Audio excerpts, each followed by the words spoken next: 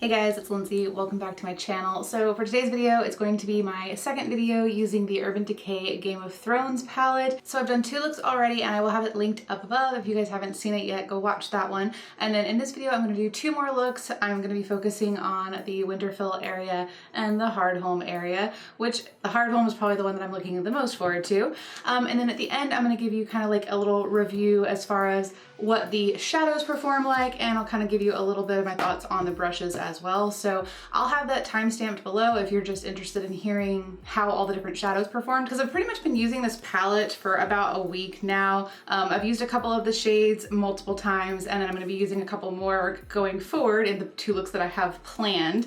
So by the end of all that, I will do a review of what I thought of these shadows, so you guys can check that out at the end of the video. So, and I did take down the little like wall of faces scarf, this scarf right here. I absolutely loved like having that little accent in the video, but then when I was editing my footage from the last video, I noticed that it really threw off the lighting. Like I had to brighten my footage up so much to make it look even kind of normal, and that was kind of a pain in the ass. So for this video, I went ahead and took it down. So no little background pieces in this video, but it's still a fun video. I've got my little accents here and there, my little long claw ring and my direwolf necklace. But yeah, so let's go ahead and just jump straight into the first look. I'm gonna start off with the Winterfell look. For this look, I'm starting out with my lids already primed. I used the MAC paint pot and I'm leaving it tacky. So I'm jumping straight into Nymeria, and I'm going to add this through the crease, first kind of packing it onto the crease area with this kind of tiny fluffy brush. And then once I get enough color down, I'm gonna start blending it out. This color is actually really pigmented, so I'm trying to build it up slowly. And then again, like I said, just really working on blending that color up onto the brow bone a bit so you have a nice soft blend. Next up, I jumped into the shade Winterfell, and I'm using this on the needle brush, the little flat one, and I did spray this with setting spray, and I'm adding this just to the inner portion of the lid, only about the inner third. You do kind of have to make sure you rub over this color with the brush so that it kind of smooths out, but once you do that, it looks really good. Then I'm just using my finger into the site, and I'm just placing this all over the rest of the lid, just kind of like layering it up and meeting it in the center where the Winterfell shade is.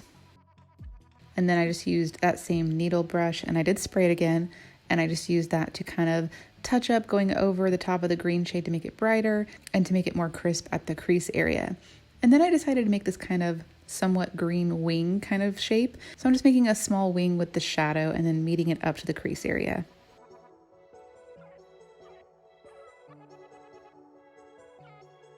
Jumping down to the lower lash line, I'm using Weirwood Leaves on an angled liner brush that I did also spray with setting spray. With these shimmers, especially the dark ones, you really want to spray them so that you can avoid fallout. So I'm just lining the entire lower lash line with this shade, and I'm kind of meeting it up to the green wing. Then using Nymeria on a pencil brush, I'm just buffing this out underneath the Weirwood Leaves color.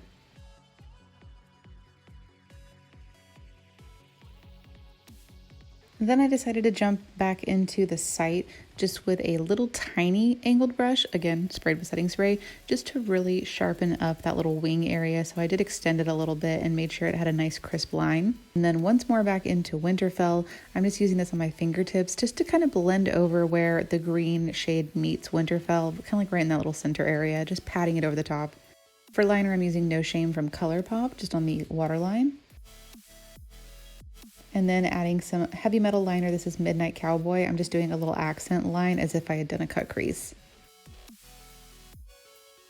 For highlighter, I'm adding Becca highlighter in Opal on the inner corner. I just wanted something really bright, and I felt like this color, this tone went better with my look. Off camera, I'm going to add winged liner, mascara, and lashes, the Sit 'n Pretty Golden Gatsby lashes from LA Splash. And then for lips, I'm using Hades from ColourPop. I specifically picked this because I felt like the color looked very similar to the Sansa lipstick that they had.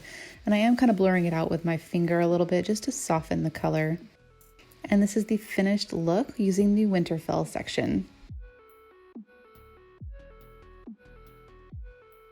Now jumping into the Hardhome section, again I'm starting with my lid primed, and for this look I'm jumping into White Walker, and I'm using the long claw brush, so it's that kind of fluffier flat brush, and I'm just very lightly packing this White Walker shade all over the lid.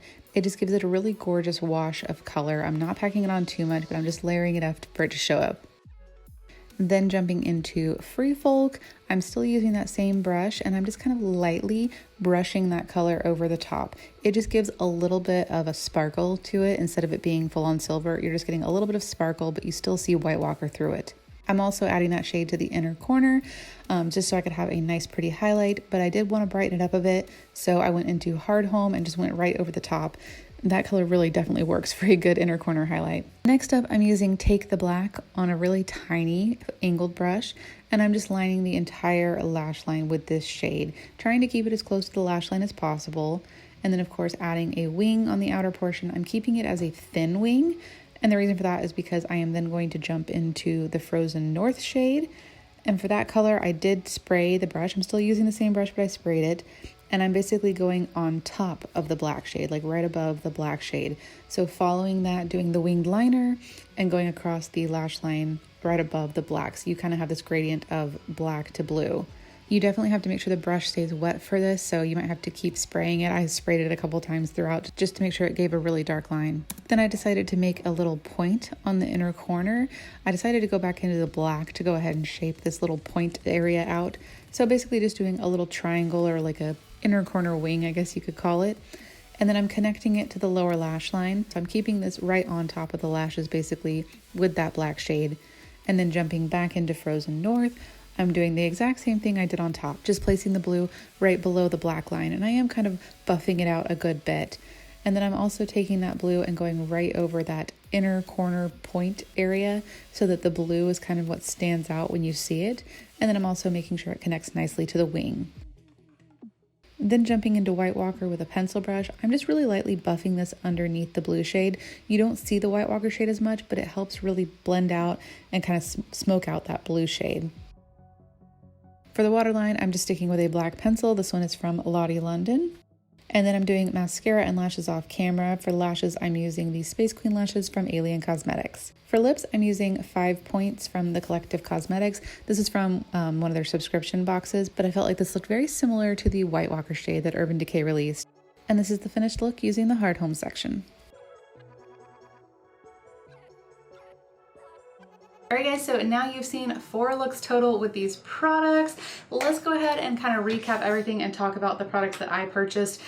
Just real quick to give you like a reminder about the collection as a whole. It is sold out on Urban Decay's website, but it's going to be coming to Sephora and Ulta on April 29th, and it's going to hit the stores on May 2nd. So you kind of have 2 more chances to grab pieces if you want any of this, because it is limited edition, and I highly doubt that they will do any restocking since it's like an official Game of Thrones HBO thing, and Game of Thrones is ending. So I have a feeling when they say limited edition, they mean it. And you know how many limited edition Urban Decay palettes there are that never came back. So there's a lot more pieces in the collection that I picked up. So if you're interested in those, there's definitely a ton of YouTube videos out there.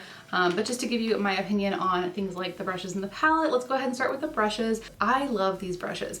I already owned a couple of Urban Decay brushes, so I knew that I liked their brushes. I definitely don't always want to spend the kind of money that they charge for their brushes, but for these unique collector pieces, I was okay with it. And I do intend to use these brushes, so they're not just gonna sit on a shelf. This is probably my favorite brush. I didn't think it would be, but I like it the most. I like that it's kind of a really fat, fluffy, but stiff brush. I was able to kind of do a little buffing. I was able to pack it on. I loved how I did like this one, just packing on, giving a pretty wash of the iridescent color. So I really like it. It is not that awkward to hold as I thought it was going to be. Really, if anything, I almost kind of like rest my finger across the handle of the sword a little bit when I'm holding it. Like, I don't know, there we go, you can see that like that. I kind of like just rest my finger there, and it's actually pretty comfortable to hold. This is a little bit heavier than just a traditional brush would be, but I'm also used to the Harry Potter wand brushes, and these are really heavy, so this doesn't bother me at all. And then the needle brush is a lot lighter, but it's a great little like flat brush, perfect for shimmer, you know. I have one of these, it's like a little bit bigger, but I have a flat brush from Urban Decay that I use a lot for my concealer, and it's held up really well over time. I've probably had it for like 5 years, so I definitely love the brushes.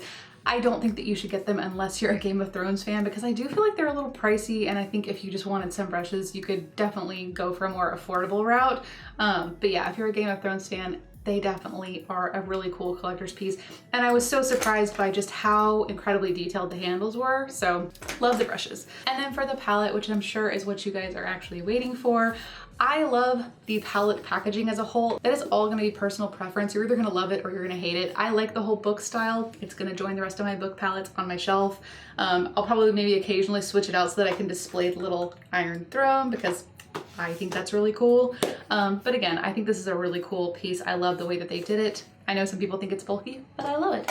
As far as these shadows go, I've been playing with these for about a week now, and I have literally used every single shadow in this palette with the exception of two. I haven't used House Targaryen right here, and I haven't used Winter is here. But both of those are kind of that light, shimmery, satiny kind of formula that Urban Decay has, similar to a lot of these other ones that I have used, and they're always great. They're always really nice to use. I feel like those types of formulas, especially this one, Winter is here, it's a great one that you can pack on with your finger, just like this Wear with Leaves. You can probably buff it out into the crease, maybe with a more detailed brush, and get like a deeper look without it looking too shimmery. But overall, I like all of the kind of shimmery formulas in this palette, in this section right here.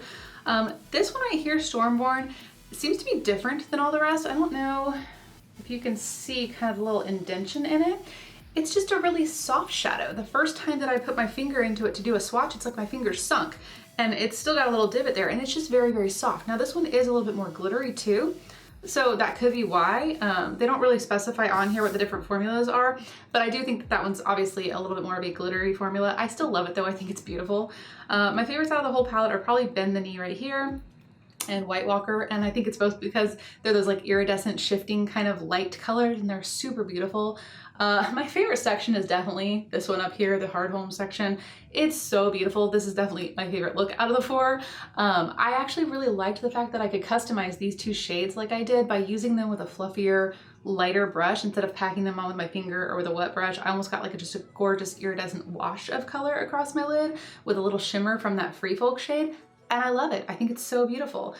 I also really like the fact that I was able to get a good liner look out of Frozen North because I was very interested in getting two of the liners from the collection, but because they're $22 a piece, I think it's 22, I talked myself out of it. And the main reason is because one of the shades is pretty much identical to Frozen North. The other shade looks pretty much identical to White Walker's. So unless you're planning on putting that in your waterline, if you were just wanting to do a nice liner across the lid accent, if you got the shadow palette, you pretty much have that, you know? I also think I might be able to find some similar shades, at least to the blue one, maybe like in a drugstore option. I do love the Urban Decay pencils. It's a great formula. I just hate paying that price. The mattes in this palette. First off, I still absolutely hate the fact that there's only 3 mattes in this palette. It drives me crazy. I was able to get 4 really pretty looks out of it, and you saw in the first look that I was able to dip into this shade and kind of deepen it up, and it wasn't too shimmery, so it worked in the crease, but I am just a fan of having some colorful mattes to play with. I don't have a problem bringing in shadows from another palette, which is definitely what I'll be doing in the future, but I think they could have just done a little bit better job of adding like maybe 1 or 2 more, or instead of them all being so warm, maybe have a little variety of the color tones they had in the mattes. Especially because you have some really pretty purples down here, you've got some really pretty blues up here, and I feel like the mattes really just fit best with this section, and that's it. With the exception of the Pretty House Lannister kind of pinky peach shade. That one, I feel like it kind of goes with this one too, but not so much up here. But as far as the matte formula goes, it was really nice. They blended really nicely. I'm still super impressed by Lannister Red. I think it was such a gorgeous pigmented shade, and I really want to try doing something like that look I did again with a different primer, because I do think it was the primer, the way that it was dried in some places and not in others, that caused the color to grab on in certain areas. So I don't fault the shadow for that, because it is just a beautiful shadow. Very soft, very easy to work with, and it was very, very easy to blend out. I thought it was super beautiful, which is also kind of why I'm disappointed there weren't more mattes in there, because there's such nice formulas. I definitely am not a fan of this whole topper row thing. I just think it's a really weird formula. It's so chunky. King's Landing is the only one that's not like that. King's Landing is actually more like a typical metallic, and it is super beautiful. It's the best out of all of them. These two were fine. You know, as long as you are able to kind of smooth them out and blend them out, you don't get that weird chunkiness. But with Bay of Dragons, I feel like it was just lacking something. I think maybe it just needed to be a little bit brighter, maybe a little shimmerier, maybe a little bit more of an iridescent kind of shift to it, because otherwise, when you pair it with this little section right here, there's no brightness. You know, it's just all a little bit of like a medium tone kind of color. This one I think is really nice, and it kind of brightens everything up really nicely. Here, I'll just do a quick little So you can see how they look on my fingertips, just with a quick little dab into them.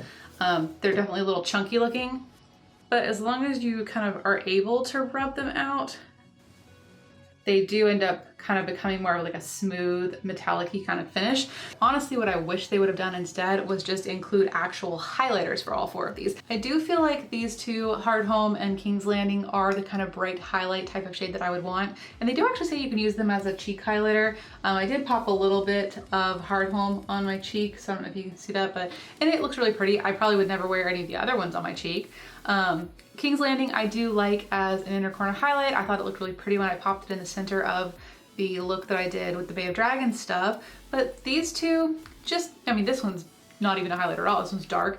And this one just doesn't really give any brightness at all. So I do wish that they would have just added a highlighter here instead of these weird transforming shades.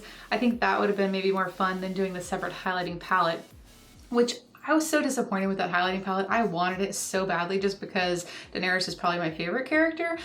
But like, I could not justify spending $36 on something that I was probably only going to use 1 shade out of. I really wish they would have maybe done, well, I think there's a lot of wishes with this collection. I kind of wish they would have done the highlighters as individual highlighters, because they still could have gone with the whole dragon egg design, and they could have done different skin tone complementing colors, and then you could have just bought the one that worked for you. I would have loved that. I do really think that the shades look so much more beautiful in person than they do online, on camera, on video. I don't know how it's translating for you guys, but I know I've watched other videos and I just was still surprised when I opened it, when I got it in the mail, and I was like, wow, that's actually really beautiful.